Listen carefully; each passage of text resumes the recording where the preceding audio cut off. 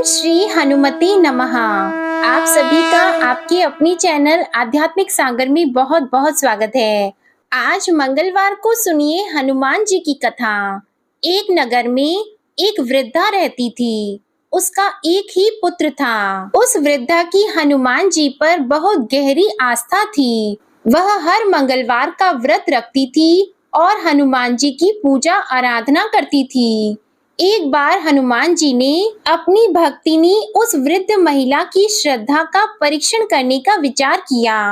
हनुमान जी साधु का वेश धारण कर वृद्धा के घर गए और पुकारने लगे कि है कोई हनुमान भक्त जो हमारी इच्छा पूर्ण करे। तब आवाज उस वृद्धा के कान में पड़ी। पुकार सुनकर वृद्धा जल्दी से बाहर आई और साधु को प्रणाम कर बोली, आज्ञा महाराज। हनुमान वेशधारी साधु बोले, मैं भूखा हूँ, भोजन करूंगा, तुम थोड़ी सी जमीन लीप दो। वृद्धा दुविधा में पड़ गई।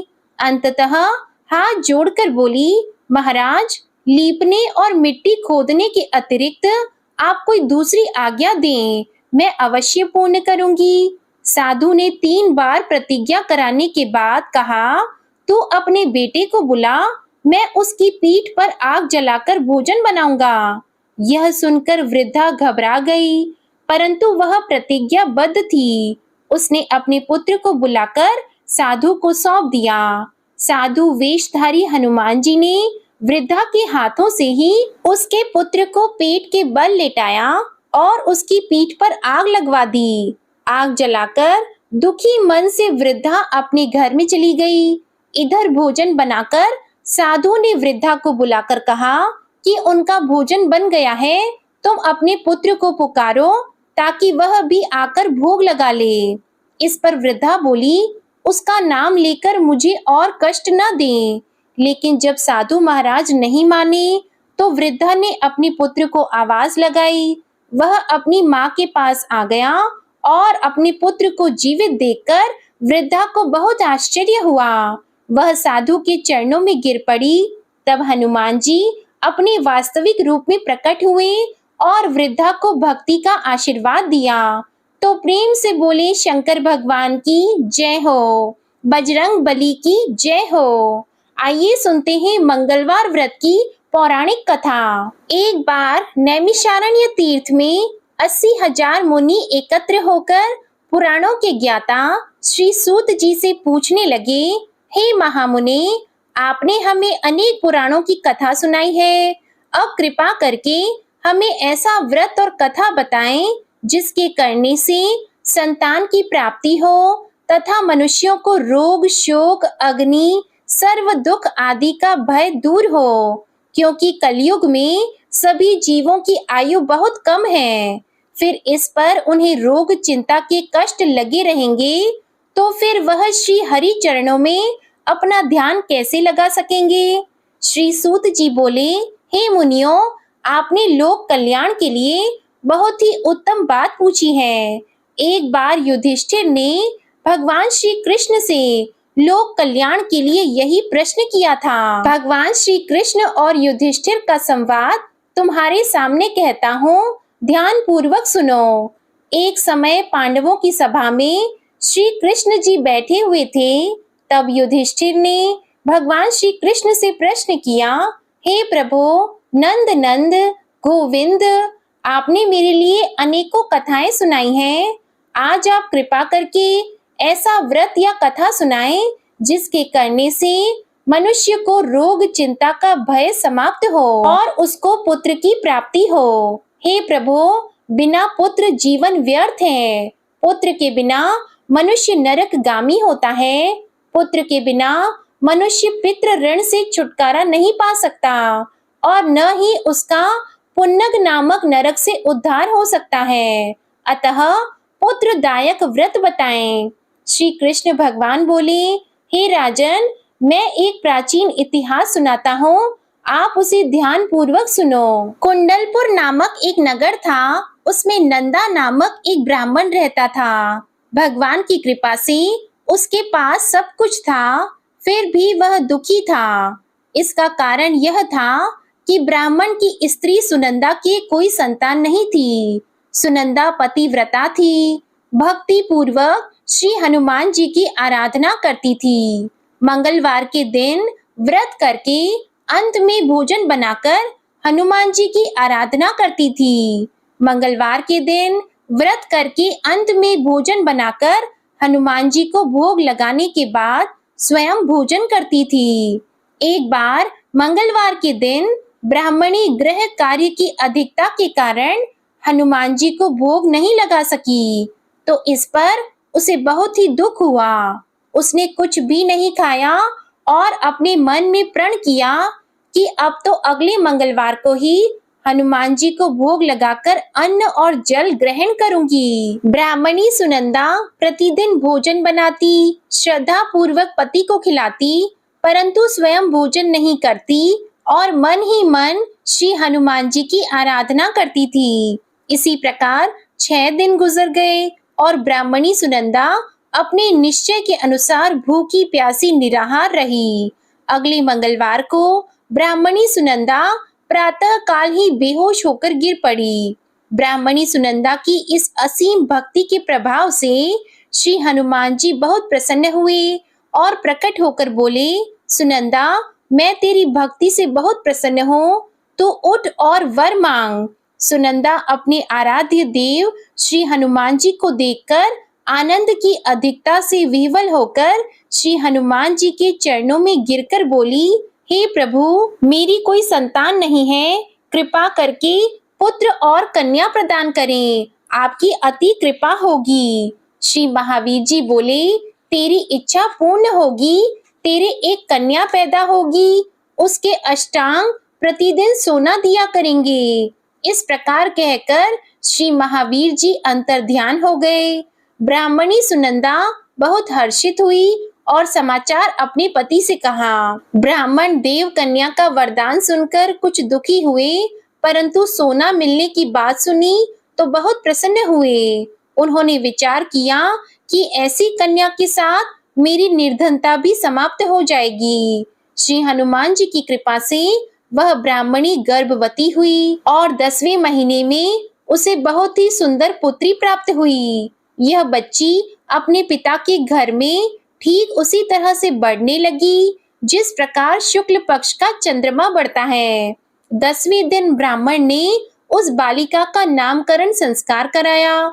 उसके कुल पुरोहित ने उस बालिका का नाम रत्नावली रखा, क्योंकि यह कन्या सोना प्रदान किया करती थी।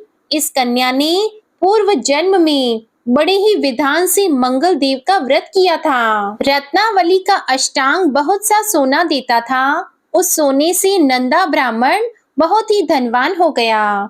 अब ब्राह्मणी सुनंदा भी बहुत अभिमान करने लगी थी। समय बीतता रहा। अब रत्नावली 10 वर्ष की हो चुकी थी। एक दिन जब नंदा ब्राह्मण प्रसन्न चित्त था, तब सुनंदा ने अपने पति से कहा, मेरी पुत्री रत्नावली विवाह के योग्य हो गई है, इसलिए आप कोई सुंदर और योग्य वर देखकर विवाह कर दें। यह सुनकर ब्राह्मण बोला, अभी तो रत्नावली बहुत छोटी है। तब ब्राह्मणी बोली, शास्त्रों की आज्ञा है कि कन्या 8वें वर्ष में गौरी, 9 वर्ष रोहिणी, 10वें वर्ष में कन्या, इसके पश्चात रजस्वला हो जाती है। गौरी के दान से पाताल लोक की प्राप्ति होती है, रोहिणी के दान से बैकुंठ लोक की प्राप्ति होती है, कन्या के दान से इंद्र लोक में सुखों की प्राप्ति होती है। अगर हे पतिदेव रजस्वला का दान किया जाता है तो घोर नरक की प्राप्ति होती है। इस पर ब्राह्मण बोला, अभी तो रत्नावली मात्र 10 ही वर्ष की है और मैंने तो 16-16 साल की कन्याओं के विवाह कराए हैं, अभी जल्दी ही क्या है। तब ब्राह्मणी सुनंदा बोली, आपको तो लोभ अधिक हो गया है लगता है। अगर 11वें वर्ष में विवाह नहीं होता है तो उसमें मासिक धर्म के रक्त का पिता और बड़े भाई को पान करना पड़ता है। शास्त्रों में कहा गया है कि माता, पिता और बड़ा भाई रजस्वला कन्या को देखते हैं तो वह अवश्य ही नरकगामी होते हैं। तब ब्राह्मण बोला, अच्छी बात है, कल मैं अवश्य ही योग्य वर की तलाश में अपना दूत भेजूंगा। दूसरे दिन ब्राह्मण ने अपने दूत को बुलाया और आज्ञा दी कि जैसी सुंदर मेरी कन्या है वैसा ही सुंदर वर उसके लिए तलाश करो। दूत अपने स्वामी की आज्ञा पाकर निकल पड़ा। पंपई नगरी में उसने एक सुंदर लड़के को देखा। यह बालक एक ब्राह्मण परिवार का बहुत गुणवान पुत्र था। इसका नाम सोमेश्वर था। दूत ने इस सुंदर और गुणवान ब्राह्मण पुत्र के बारे में अपने स्वामी को पूर्ण विवरण दिया। ब्राह्मण नंदा को भी सोमेश्वर अच्छा लगा और फिर एक शुभ मुहूर्त में विधि पूर्वक कन्यादान करके ब्राह्मण संतुष्ट हुए। परंतु ब्राह्मण के मन में तो लोभ समाया हुआ था। उसने कन्यादान तो कर दिया था, पर वह बहुत ही खिन्न था। उसने विचार किया कि रत्नावली तो अब चली जाएगी और मुझे इससे जो सोना मिलता था वह अब मिलेगा नहीं। मेरे पास जो धन था कुछ तो इसके विवाह में खर्च हो गया और जो शेष बचा है वह भी कुछ दिनों के बाद समाप्त हो जाएगा। मैंने तो इसका विवाह करके बहुत बड़ी भूल कर दी है। अब कोई ऐसा उपाय हो कि रत्नावली मेरे घर में ही बनी रहे, अपनी ससुराल न जाए। लोभ रूपी राक्षस ब्राह्मण के मस्तिष्क पर छाता जा रहा था। रात भर अपनी शैया पर बेचैनी से करवटें बदलते बदलते उसने एक बहुत ही क्रूर निर्णय लिया। उसने विचार किया कि जब रत्नावली को उसका पति सोमेश्वर अपने घर के लिए जाएगा तो वह मार्ग में छिपकर सोमेश्वर का वध कर देगा और अपनी लड़की को अपने घर ले आएगा, जिससे नियमित रूप से उसे सोना भी मिलता रहेगा और समाज का कोई मनुष्य उसे दोष भी नहीं दे सकेगा। जब अगले दिन सुबह हुई तो नंदा और सुनंदा ने अपने जमाई तथा लड़की को बहुत सारा धन देकर विदा किया। सोमेश्वर अपनी पत्नी रत्नावली को लेकर ससुराल से अपने घर की तरफ चल दिया। ब्राह्मण नंदा महालोभ के वशीभूत होकर अपनी मति खो चुका था। पाप पुण्य का उसे विचार नहीं रहा था। अपने भयानक और क्रूर निर्णय को कार्य रूप देने के लिए उसने अपने दूत को मार्ग में अपनी जमाई का वध कराने के लिए भेज दिया था, ताकि रत्नावली से प्राप्त होने वाला सोना उसे हमेशा मिलता रहे और वो कभी निर्धन न हो। ब्राह्मण के दूत ने अपने स्वामी की आज्ञा का पालन करते हुए उसके जमाई सोमेश्वर का मार्ग में ही वध कर दिया। समाचार प्राप्त कर ब्राह्मण नंदा मार्ग में पहुंचा और रोती हुई अपनी पुत्री रत्नावली से बोला, हे पुत्री, मार्ग में लुटेरों ने पति का वध कर दिया है। भगवान की इच्छा के आगे किसी का वश नहीं चलता है। अब तू घर चल, वहां पर ही रहकर शेष जीवन व्यतीत करना। जो भाग्य में लिखा है वही होगा। अपने पति की अकाल मृत्यु से रत्नावली बहुत दुखी हुई। करुण क्रंदन और रुदन करती हुई अपने पिता से बोली, हे पिताजी, इस संसार में जिस स्त्री का पति नहीं है उसका जीना व्यर्थ है। मैं अपने पति के साथ ही अपने शरीर को जला दूंगी और सती होकर अपने इस जन्म को, माता पिता के नाम को तथा सास ससुर के यश को सार्थक करूंगी। ब्राह्मण नंदा अपनी पुत्री रत्नावली के वचनों को सुनकर बहुत दुखी हुआ। विचार करने लगा कि मैंने व्यर्थ ही जमाई वध का पाप अपने सिर लिया है। रत्नावली तो उसके पीछे अपने प्राण तक देने को तैयार है। मेरा तो दोनों तरफ से मरण हो गया। धन तो अब मिलेगा नहीं। जमाई वध के पाप के फलस्वरूप यम यातना भुगतनी पड़ेगी। यह सोचकर वह बहुत ही दुखी हुआ। सोमेश्वर की चिता बनाई गई। रत्नावली सती होने की इच्छा से अपने पति का सिर अपनी गोद में रखकर चिता में बैठ गई। जैसे ही सोमेश्वर की चिता को अग्नि लगाई गई, वैसे ही प्रसन्न होकर मंगल देव वहां प्रकट हुए और बोले, हे रत्नावली, मैं तेरी पति भक्ति से बहुत प्रसन्न हूँ, तू वर मांग। तब रत्नावली ने अपने पति का जीवन दान मांगा। मंगल देव बोले, रत्नावली, तेरा पति अजर अमर है, यह महाविद्वान भी होगा और इसके अलावा तेरी जो इच्छा हो वह वर मांग। तब रत्नावली बोली, हे ग्रहों के स्वामी, यदि आप मुझ पर प्रसन्न हैं तो मुझे यह वरदान दीजिए कि जो भी मनुष्य मंगलवार के दिन प्रातः काल लाल पुष्प, लाल चंदन से पूजा करके आपका स्मरण करेगा, उसको रोग व्याधि नहीं होगी, स्वजनों से कभी वियोग नहीं होगा, सर्प, अग्नि तथा शत्रुओं का भय नहीं रहेगा, और जो स्त्री मंगलवार का व्रत करेगी वह कभी विधवा नहीं होगी। मंगल देव ने तथास्तु कहकर अंतर ध्यान हो गए। सोमेश्वर मंगल देव की कृपा से जीवित हो उठा। रत्नावली अपने पति को पुनः प्राप्त कर बहुत प्रसन्न हुई और मंगल देव का व्रत प्रत्येक मंगलवार को करके व्रतराज और मंगल देव की कृपा से इस लोक में सुख ऐश्वर्य को भोगते हुए अंत में अपने पति के साथ स्वर्ग लोक को गई। प्रेम से बोलिए जय श्री हनुमान। आइए अब सुनते हैं श्री राम नाम की महिमा। लंकापति रावण के वध के बाद जब अयोध्यापति प्रभु श्री राम की कीर्ति दूर दूर तक फैल रही थी और वह मर्यादा पुरुषोत्तम कहलाने लगे थे, तब एक दिन महादेव शिव की इच्छा भी मर्यादा पुरुषोत्तम श्री राम से मिलने की हुई। पार्वती जी को संग लेकर महादेव जी कैलाश पर्वत से उतरकर अयोध्या नगरी के रास्ते पर चल पड़े। भगवान शिव और मां पार्वती को अयोध्या आया देखकर राम जी बहुत खुश हुए। माता जानकी ने उनका उचित आदर सत्कार किया और स्वयं भोजन बनाने के लिए रसोई में चली गई। इस बीच भगवान शिव ने श्री राम जी से पूछा, आपके सेवक हनुमान जी दिखाई नहीं दे रहे हैं। तब श्री राम बोले, वे बगीचे में हैं। शिव जी ने श्री राम जी से बगीचे में जाने की अनुमति मांगी और पार्वती जी का हाथ थामकर बगीचे में आ गए। बगीचे की खूबसूरती देखकर उनका मन मोहित हो गया।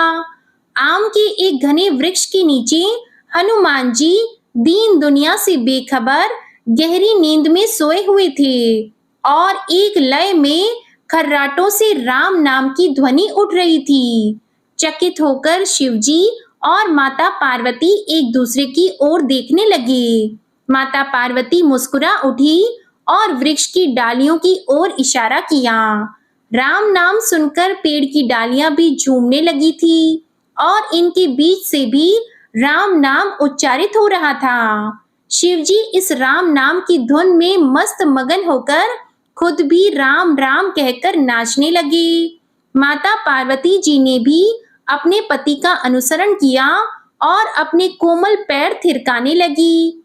शिवजी और माता पार्वती जी के नृत्य से ऐसी झनकार उठी कि स्वर्ग लोक के देवता गण भी आकर्षित होकर बगीचे में आ गए और राम नाम की धुन में सभी मस्त हो गए। माता जानकी भोजन तैयार करके प्रतीक्षा कर रही थी, परंतु संध्या घिरने पर भी अतिथि नहीं पधारे। तब अपने देवर लक्ष्मण जी को बगीचे में भेजा। लक्ष्मण जी तो स्वयं को श्री राम का सेवक ही मानते थे, इसलिए बगीचे में आकर जब उन्होंने धरती पर स्वर्ग का नजारा देखा तो स्वयं भी राम नाम की धुन में झूम उठे। महल में माता जानकी जी परेशान हो रही थी कि अभी तक भोजन ग्रहण करने कोई भी क्यों नहीं आया। उन्होंने श्री राम जी से कहा, भोजन ठंडा हो रहा है, चलिए हम ही जाकर बगीचे में से सभी को ले आएं। तब जब राम जी बगीचे में गए तो वहां राम नाम की धूम मची हुई थी। हनुमान जी गहरी नींद में सोए हुए थे और उनके खर्राटों से अभी तक राम नाम ही निकल रहा था। श्री राम भाव विह्वल हो उठे। राम जी ने हनुमान जी को नींद से जगाया और प्रेम से उनकी तरफ निहारने लगे। हनुमान जी प्रभु को आया देखकर शीघ्रता से उठकर खड़े हो गए। नृत्य की सभा भंग हो गई। शिवजी खुले कंठ से हनुमान जी की राम भक्ति की सराहना करने लगे। हनुमान जी सकुचाए लेकिन मन ही मन खुश हो रहे थे। श्री सिया राम ने भोजन करने का आग्रह भगवान शिवजी से किया। सभी लोग महल में भोजन करने के लिए चल पड़े। माता जानकी जी भोजन परोसने लगी। हनुमान जी को भी श्री राम जी ने पंक्ति में बैठने का आदेश दिया। हनुमान जी बैठ तो गए, परंतु आदत ऐसी थी कि राम जी के भोजन परोसने के उपरांत ही सभी लोग भोजन करते थे। आज श्री राम के आदेश से पहले भोजन करना पड़ रहा था। माता जानकी हनुमान जी को भोजन परोसती जा रही थी, परंतु हनुमान जी का पेट ही नहीं भर रहा था। सीता जी कुछ समय तक तो उन्हें भोजन परोसती रही, फिर समझ गई कि इस तरह से तो हनुमान जी का पेट नहीं भरेगा। उन्होंने तुलसी के एक पत्ते पर राम नाम लिखा और भोजन के साथ हनुमान जी को परोस दिया। तुलसी पत्र खाते ही हनुमान जी को संतुष्टि मिली और वह भोजन खाकर उठकर खड़े हो गए। भगवान शिव शंकर ने प्रसन्न होकर हनुमान जी को आशीर्वाद दिया कि आपकी राम भक्ति युगों युगों तक याद की जाएगी और आप संकट मोचन के नाम से जाने जाएंगे। आइए अब सुनते हैं राम नाम की महिमा की दूसरी कहानी। महादेव जी को एक बार बिना कारण के किसी को प्रणाम करते देखकर पार्वती जी ने पूछा, आप किसको प्रणाम करते रहते हैं? तब शिव जी ने अपनी धर्म पत्नी पार्वती जी से कहा कि हे देवी, जो व्यक्ति एक बार राम कहता है उसे मैं 3 बार प्रणाम करता हूँ।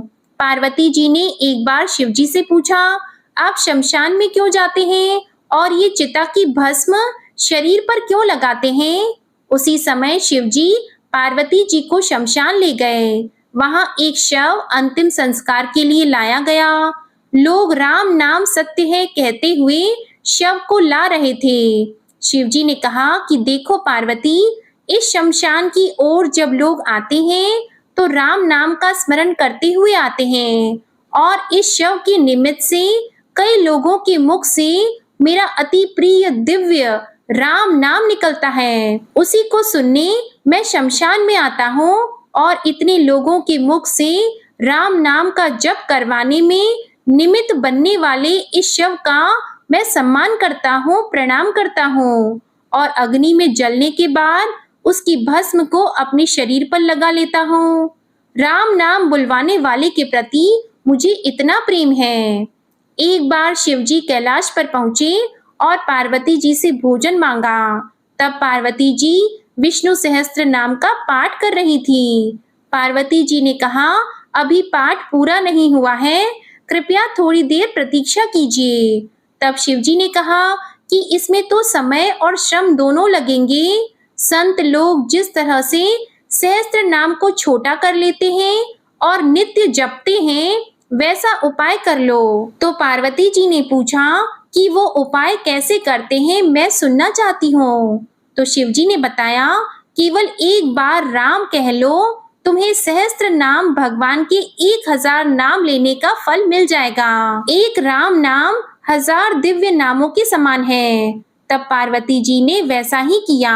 भगवान बोले, श्री राम राम रामेति रमे रामे मनोरमे सहस्त्र नाम तततुल्यम राम नाम वरानने। यह राम नाम सभी आपदाओं को हरने वाला, सभी संपदाओं को देने वाला दाता है, सारे संसार को विश्राम या शांति प्रदान करने वाला है। इसलिए मैं इसे बार बार प्रणाम करता हूँ। भव सागर की सभी समस्याओं और दुखों के बीजों को भूंज के रख देने वाला, समूल नष्ट कर देने वाला, सुख संपत्तियों को अर्जित करने वाला, यमदूतों को खदेड़ने वाला केवल राम नाम का जप है। इसलिए प्रयास पूर्वक स्वयं भी राम नाम जपते रहना चाहिए और दूसरों को भी प्रेरित करके राम नाम जपना चाहिए। इससे अपना और दूसरों का तुरंत कल्याण हो जाता है। यही सबसे सुलभ और अचूक उपाय है। इसलिए हमारे देश में प्रणाम राम राम कहकर किया जाता है। आइए अब सुनते हैं बिल्व वृक्ष की महिमा। एक बार नारद जी ने भोलेनाथ जी की स्तुति करके पूछा कि प्रभु, आपको प्रसन्न करने के लिए सबसे उत्तम और सुलभ साधन क्या है? हे त्रिलोकीनाथ, आप तो निर्विकार और निष्काम हैं। आप सहज ही प्रसन्न हो जाते हैं। फिर भी मेरे जानने की इच्छा है कि आपको क्या प्रिय है, तब शिव जी बोले, नारद जी, वैसे तो मुझे भक्त के भाव सबसे प्रिय हैं, फिर भी आपने पूछा है तो मैं बताता हूँ। मुझे जल के साथ साथ बिल्व पत्र बहुत प्रिय हैं। जो अखंड बिल्व पत्र मुझे श्रद्धा से अर्पित करते हैं, मैं उन्हें अपने लोक में स्थान देता हूँ। नारद जी भगवान शंकर और माता पार्वती की वंदना करके अपने लोक को चले गए। उनके जाने के पश्चात पार्वती जी ने शिव जी से पूछा कि हे प्रभु, मेरी ये जानने की बड़ी तीव्र इच्छा हो रही है कि आपको बेलपत्र इतने प्रिय क्यों हैं? कृपा करके मेरी जिज्ञासा को शांत कीजिए। तब शिव जी बोले, हे शिवे, बिल्व के पत्ते मेरी जटा के समान हैं। उसका त्रिपत्र यानी 3 पत्ते ऋग्वेद, यजुर्वेद और सामवेद हैं। शाखाएं समस्त शास्त्र का स्वरूप है। बिल्व वृक्ष को आप पृथ्वी का कल्प वृक्ष समझें, जो ब्रह्मा, विष्णु और शिव स्वरूप हैं। हे पार्वती, स्वयं महालक्ष्मी जी ने शैल पर्वत पर बिल्व वृक्ष रूप में जन्म लिया था। इस कारण भी बेल का वृक्ष मेरे लिए अति प्रिय है। महालक्ष्मी जी ने बिल्व का रूप धरा, ये सुनकर पार्वती जी कौतूहल में पड़ गईं और पार्वती जी कौतूहल से उपजी जिज्ञासा को रोक न पाईं। उन्होंने पूछा, देवी लक्ष्मी ने आखिर बिल्व वृक्ष का रूप क्यों लिया? आप ये कथा विस्तार से कहें। तब भोलेनाथ ने देवी पार्वती जी को कथा सुनाना आरंभ किया। हे देवी, सतयुग में ज्योति रूप में मेरे अंश का रामेश्वर लिंग था। ब्रह्मा आदि देवों ने उसका विधिवत पूजन अर्चन किया था। इसका परिणाम ये हुआ कि मेरे अनुग्रह से वाणी देवी सबकी प्रिय हो गई। वे भगवान विष्णु को सतत प्रिय हो गई। मेरे प्रभाव से भगवान केशव के मन में वाग देवी के लिए जितनी प्रीति उत्पन्न हुई, वह स्वयं लक्ष्मी जी को नहीं भाई। लक्ष्मी देवी का श्री हरि के प्रति मन में कुछ दुराव पैदा हो गया। वह चिंतित और रुष्ट होकर चुपचाप परम उत्तम श्रीशैल पर्वत पर चली गईं। वहां उन्होंने तप करने का निश्चय किया और उत्तम स्थान का चयन करने लगी। महालक्ष्मी ने उत्तम स्थान का निश्चय करके मेरे लिंग विग्रह की उग्र तपस्या प्रारंभ की। उनकी तपस्या कठोरतम होती जा रही थी। हे परमेश्वरी, कुछ समय के बाद महालक्ष्मी जी ने मेरे लिंग विग्रह से थोड़ा ऊर्ध्व में एक वृक्ष का रूप धारण कर लिया। अपने पत्तों और पुष्प द्वारा निरंतर मेरा पूजन करने लगी। इस तरह महालक्ष्मी जी ने लाखों वर्षों तक घोर आराधना की। अंततः उन्हें मेरा अनुग्रह प्राप्त हुआ। मैं वहां प्रकट हुआ और देवी से इस घोर तप की आकांक्षा पूछकर वर देने को तैयार हुआ। महालक्ष्मी जी ने मांगा कि श्री हरि के हृदय में मेरे भाव से वाग देवी के लिए जो स्नेह हुआ है वह समाप्त हो जाए। तब शिव जी बोले, मैंने महालक्ष्मी जी को समझाया, श्री हरि के हृदय में आपके अतिरिक्त किसी और के लिए कोई प्रेम नहीं है। वाग देवी के प्रति उनका प्रेम नहीं अपितु श्रद्धा है। यह सुनकर लक्ष्मी जी प्रसन्न हो गईं और पुनः श्री विष्णु के हृदय में स्थित होकर निरंतर उनके साथ विहार करने लगी। हे पार्वती, महालक्ष्मी के हृदय का एक बड़ा विकार इस प्रकार दूर हो गया। इस कारण हरिप्रिया उसी वृक्ष रूप में सर्वदा अतिशय भक्ति से भरकर यत्न पूर्वक मेरी पूजा करने लगी। हे पार्वती, इसी कारण विश्व का वृक्ष, उसके पत्ते, फल, फूल आदि मुझे बहुत प्रिय हैं।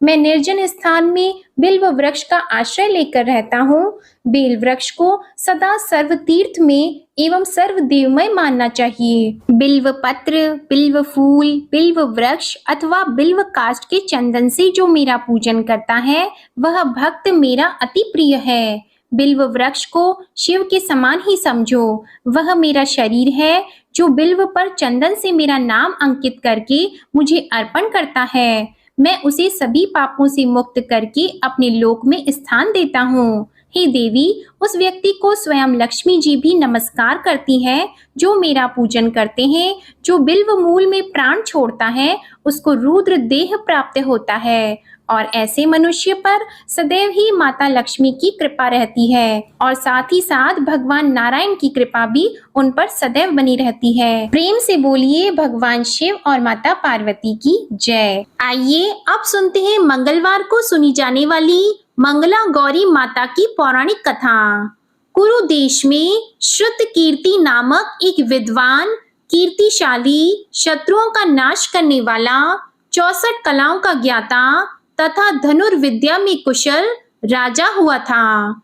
पुत्र के अलावा अन्य सभी शुभ चीजें उस राजा के पास थी, इसलिए वह राजा संतान के विषय में अत्यंत चिंतित हुआ और जब ध्यान पूर्वक देवी की आराधना करने लगा, तब उसकी कठोर तपस्या से देवी प्रसन्न हो गई और उससे यह वचन बोली कि हे सुव्रत, वर मांगो। तब श्रुतकीर्ति बोला, हे देवी, यदि आप मुझ पर प्रसन्न हो तो मुझे सुंदर पुत्र दीजिए। हे देवी, आपकी कृपा से अन्य किसी भी वस्तु का अभाव नहीं है।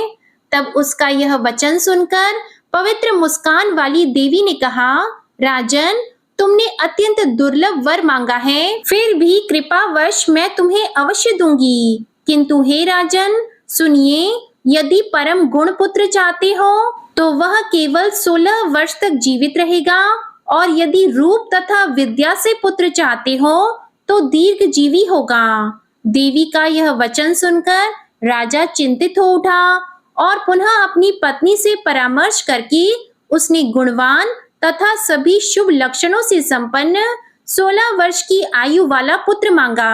तब देवी ने भक्ति संपन्न राजा से कहा, हे नृपनंदन, मेरे मंदिर के द्वार पर आम का वृक्ष है, उसका एक फल लाकर मेरी आज्ञा से अपनी पत्नी को उसे भक्षण हेतु प्रदान करो, जिससे वह शीघ्र ही गर्भ धारण करेगी, इसमें संदेह नहीं है। प्रसन्न होकर राजा ने वैसा ही किया और उसकी पत्नी ने गर्भ धारण कर लिया। 10वें महीने में उसने देवतुल्य सुंदर पुत्र को जन्म दिया। तब हर्ष तथा शोक से युक्त राजा ने बालक का जात कर्म आदि संस्कार किया और शिव का स्मरण करते हुए उसका नाम चिरायु रखा। इसके बाद पुत्र के 16 वर्ष के होने पर पत्नी सहित राजा चिंता में पड़ गए और वे विचार करने लगे कि यह पुत्र बड़े कष्ट से प्राप्त हुआ है और मैं इसकी दुखद मृत्यु अपने ही सामने कैसे देख सकूंगा। ऐसा विचार करके राजा ने पुत्र को उसके मामा के साथ काशी भेज दिया। प्रस्थान के समय राजा की पत्नी ने अपने भाई से कहा कि आप मेरे पुत्र को काशी ले जाइए। मैंने भगवान मृत्युंजय से पूर्व में पुत्र के लिए प्रार्थना की थी और कहा था कि हे विश्वेश, आप जगतपति की यात्रा के लिए मैं उस पुत्र को अवश्य भेजूंगी। अतः आप मेरे पुत्र को आज ही ले जाइए और सावधानी पूर्वक इसकी रक्षा कीजिएगा। अपनी बहन की यह बात सुनकर भांजे के साथ वह चल पड़ा। कई दिनों तक चलते चलते वह आनंद नामक नगर में पहुंचा। वहां सभी प्रकार की समृद्धियों से संपन्न वीरसेन नाम वाला राजा रहता था। उस राजा की एक सर्व लक्षण संपन्न युवावस्था प्राप्त मनोहर और रूप लावण्यमयी मंगला गौरी नामक कन्या थी। उत्तम सौंदर्य अभिवृद्धि को प्राप्त वह कन्या किसी समय सखियों के साथ नगर के उपवन में क्रीड़ा करने के लिए गई हुई थी। उसी समय वह चिरायु तथा उसका मामा वे दोनों भी वहां पहुंच गए और उन कन्याओं को देखने की लालसा से वहीं विश्राम करने लगे। इसी बीच विनोद पूर्वक क्रीड़ा करती हुई उन कन्याओं में से किसी एक ने कुपित होकर राजकुमारी को राणा यह कुवचन कह दिया। तब उस अशुभ वचन को सुनकर राजकुमारी ने कहा कि तुम अनुचित बातें क्यों बोल रही हो? मेरे कुल में तो इस प्रकार की कोई नहीं है। मंगला गौरी की कृपा से तथा उनके व्रत के प्रभाव से विवाह के समय जिसके सर पर मेरे हाथ से अक्षत पड़ेंगे, हे सखी, वह यदि अल्प आयु वाला भी होगा तो भी चिरंजीवी हो जाएगा। इसके बाद वे सभी कन्याएं अपने अपने घर चली गईं। उसी दिन राजकुमारी का विवाह था। बालिक देश के दृढ़धर्मा नामक राजा के सुकेत नाम वाले पुत्र के साथ उसका विवाह निश्चित किया गया था। वह सुकेत विद्याहीन, कुरूप तथा बहरा था। तब सुकेत के साथ आए हुए उन लोगों ने विचार किया कि इस समय कोई दूसरा श्रेष्ठ वर ले जाना चाहिए और विवाह संपन्न हो जाने के बाद वहां सुकेत पहुंच जाए। तो उन लोगों ने चिरायु के मामा के पास जाकर याचना की कि आप इस बालक को हमें दे दीजिए, जिससे हमारा कार्य सिद्ध हो जाए। इस पृथ्वी पर परोपकार के समान दूसरा कोई धर्म नहीं है। तब उनकी बात सुनकर चिरायु का मामा मन ही मन बहुत प्रसन्न हुआ क्योंकि इसने उपवन में पहले ही कन्या मंगला गौरी की बात सुन ली थी। फिर भी उसने एक बार कहा कि आप लोग इसे किस लिए मांग रहे हैं? कार्य की सिद्धि हेतु वस्त्र, अलंकार आदि मांगे जाते हैं, वर तो कहीं भी नहीं मांगा जाता।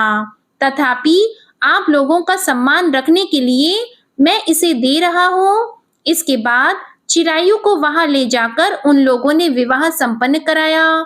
सप्तपदी आदि के हो जाने पर रात्रि में शिव पार्वती की प्रतिमा के समक्ष उस चिरायु ने हर्ष युक्त होकर मंगला गौरी के साथ शयन किया। उसी दिन चिरायु के 16 वर्ष पूर्ण हो चुके थे और अर्धरात्रि में साक्षात काल सर्प रूप में वहां आ गया। इसी बीच संयोगवश राजकुमारी जाग गई। उसने उस महासर्प को वहां देखा और वह भय से व्याकुल होकर कांपने लगी। तभी उस कन्या ने धैर्य धारण किया, 16 उपचारों से सर्प की पूजा की और पीने के लिए उसे दूध दे दिया। उसने दीनता भरी वाणी में उस सर्प की प्रार्थना की और स्तुति की। मंगला गौरी प्रार्थना करने लगी कि मैं उत्तम व्रत को करूंगी जिससे मेरे पति जीवित रहें। यह जिस तरह से चिरकाल तक जीवित रहें, आप वैसा कीजिए। इतने में सर्प वहां स्थित एक कमंडल में प्रवेश कर गया और उस मंगला गौरी ने अपनी कंचुकी से उस कमंडल का मुंह बांध दिया। इसी बीच उसका पति अंगड़ाई लेकर जाग गया और अपनी पत्नी से बोला, हे प्रिये, मुझे भूख लगी है। तब वह अपनी माता के पास जाकर खीर, लड्डू आदि ले आई और उसके द्वारा दिए भोज्य पदार्थ को उसने प्रसन्न मन होकर खाया। भोजन के बाद हाथ धोते समय उसके हाथ से अंगूठी गिर पड़ी। तांबूल खाकर वह पुनः सो गया। उसके बाद मंगला गौरी कमंडल को फेंकने के लिए जाने लगी। विधि की कैसी गति है कि उस कमंडल में से बाहर की ओर जगमग करती हुई हार कांति को देखकर वह आश्चर्यचकित हो गई। घट में स्थित उस हार को उसने अपने कंठ में धारण कर लिया। इसके बाद कुछ रात शेष रहते ही चिरायु का मामा आकर उसे ले गया। इसके बाद वर पक्ष के लोग सुकेत को वहां ले आए। उसे देखकर मंगला गौरी ने कहा कि यह मेरा पति नहीं है। तब उन सभी ने उससे कहा कि हे शुभे, तुम यह क्या बोल रही हो? यहाँ तुम्हारा कोई परिचायक हो तो उसे हम लोगों को बताओ। मंगला गौरी बोली, जिसने रात में 9 रत्नों से बनी अंगूठी दी है, उसकी अंगुली में इसे डालकर परिचायक निशानी देख ले। मेरे पति ने रात्रि में मुझे जो हार दिया था, उसके रत्नों का समुदाय कैसा है, उस बात को ये बताएं। ये तो कोई अन्य ही है। इसके अलावा रात में परस्पर भाषण तथा भोजन आदि जो कुछ किया गया था, उसे भी यह बता दें, तब यह निश्चय ही मेरे पति हैं। इस प्रकार उसका वचन सुनकर सभी ठीक है कहने लगे, किंतु जब एक भी बात ना मिली, तब सभी ने सुकेत को उसका पति होने से निषिद्ध कर दिया और वर पक्ष वाले जिस तरह से आए थे उसी तरह से चले गए।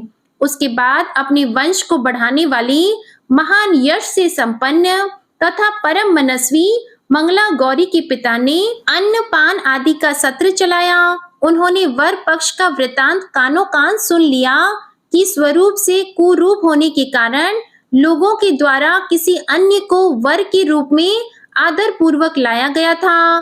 तब उन्होंने अपनी कन्या को पर्दे के भीतर बिठा दिया।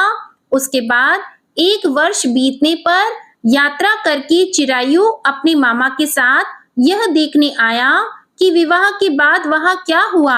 तब भीतर से उसे देखकर वह मंगला गौरी अत्यंत प्रसन्न हुई और माता पिता से बोली कि मेरे पति आ गए हैं। तब राजा ने अपने स्वजनों को बुलाकर पूर्व में कहे गए सभी परिचायकों को निशानी को देकर मंद मुस्कान वाली अपनी कन्या चिरायु को सौंप दी। राजा ने शिष्ट जनों को साथ लेकर विवाह का उत्सव कराया।